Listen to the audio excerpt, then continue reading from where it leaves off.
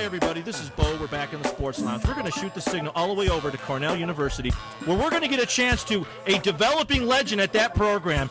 He has filled in for O'Connell. He's done a fabulous job himself, 16 years. He's got multiple NCAAs. He's also got some of the best academic requirements at any college across this country, as well as a champion himself on a national, international circuit.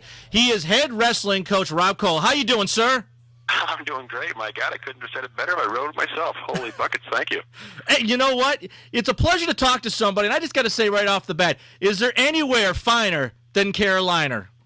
Yeah, it's called Cornell University. You know, it's got to be tough being a Carolina guy yourself. I beg your pardon?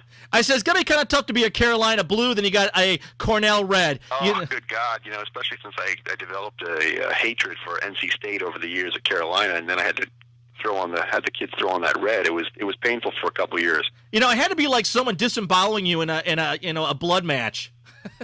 Well, I wouldn't go quite that far, but yeah, it wasn't a pleasant experience. But I'm used to it now, and I read an article not too long ago that athletes actually perform better when they're wearing a red uniform. This is actually true. It's taken from some study done in the Olympics and combative sports, and they actually have a 5 or 6% increased likelihood of winning if they're wearing red over the blue.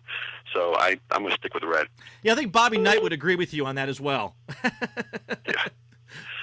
So anyway, yeah, it's a great place. We've got a great thing going here, and it's a lot of fun to coach because I'm dealing with real kids who, they come to Cornell at 18 years old, 17 years old, and they know what they want. They want to be extremely successful in life, and they want to be national champions. So they're the right kinds of kids, and it makes it a lot easier to coach them.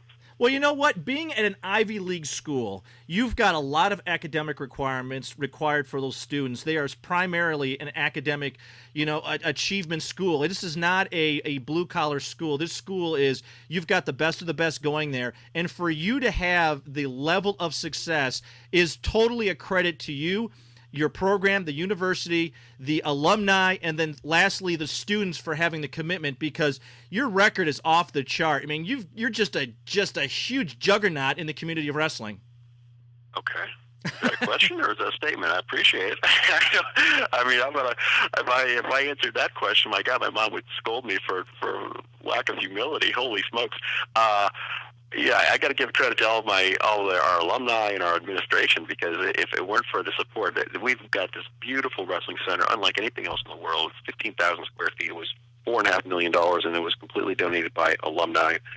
The athletic director here is a former wrestling coach. My associate athletic director actually wrestled for my father at Penn State. So I've got all the stars and the planets and the moons in alignment right now at Cornell. And the university takes kids at a slightly lower level